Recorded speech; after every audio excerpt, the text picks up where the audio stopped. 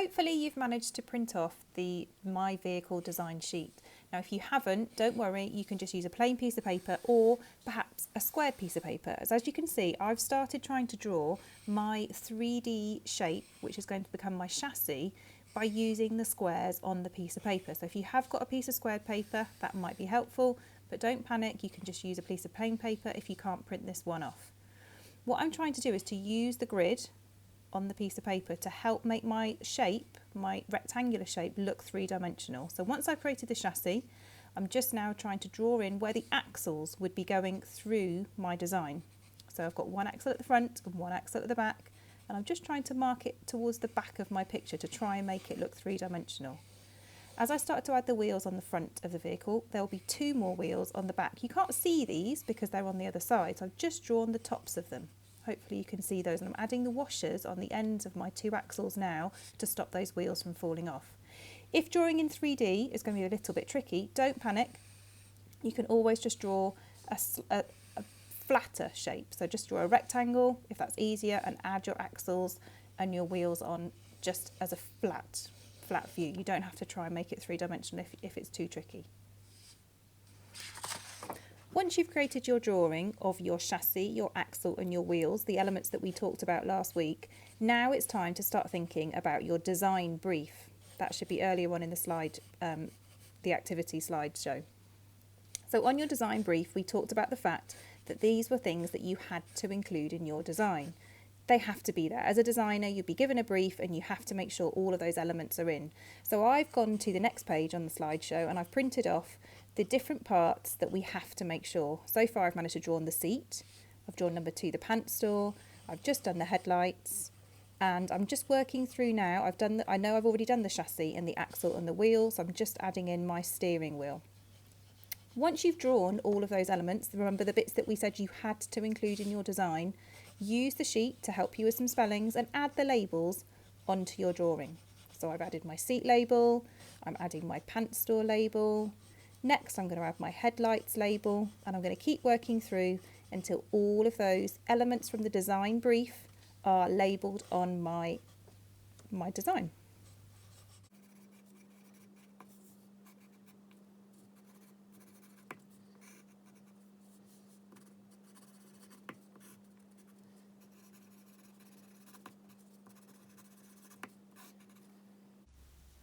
This is the part where I need you to put your creative thinking caps on. So far you've got your axle, your wheels, your chassis and all of the parts from your design brief. However, to make your vehicle super special and exciting and creative, start putting those thinking caps on and thinking what extra details could you be adding into your design to make it super exciting. So I've thought, well, because I wanted to travel through space, I might need something like perhaps a wing, or maybe some rocket boosters, or maybe even both. You have a little think about what you would like your alien to have on their vehicle. So as I've drawn those onto my plan, I'm also then adding some labels.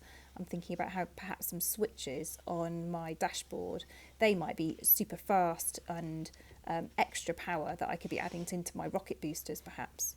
I'm adding in another bit here that is perhaps going to be, read my label, are you right? It's a pants finder. Well done. I don't know if anybody guessed that. So here's my label. I've thought of my detail and I've labelled it and added it in. Keep going until all of those extra exciting creative elements are also labelled. So here goes my sat nav to make sure I don't get lost on the way through space. And when I'm happy, well done, you've created your design and all your labels. So now I'd like you to think about the 2 words, tools and materials. Again, I'm using some information from a page that I've printed off from the slideshow, so hopefully you should have this to help you.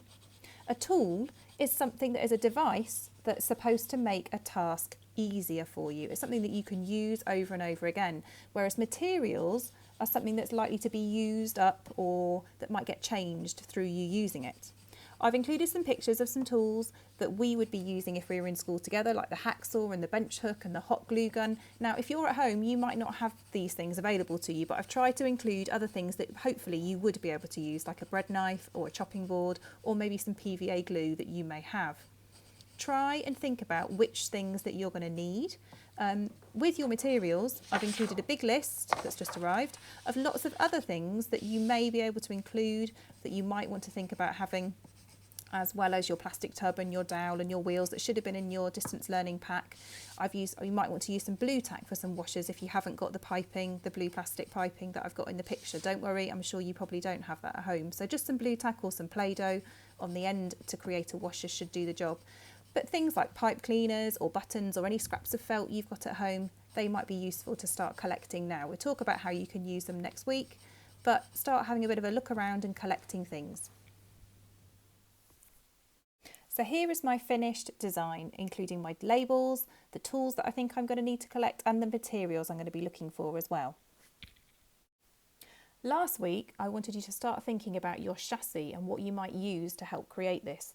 Now, you could create it out of something like a shoebox lid or a box that you perhaps have got at home, but something that could be really easy and straightforward would be something like a fruit container. So if you've had some grapes or maybe some plums or nectarines or tomatoes, perhaps like this container here, they're a really good sort of chassis shape already.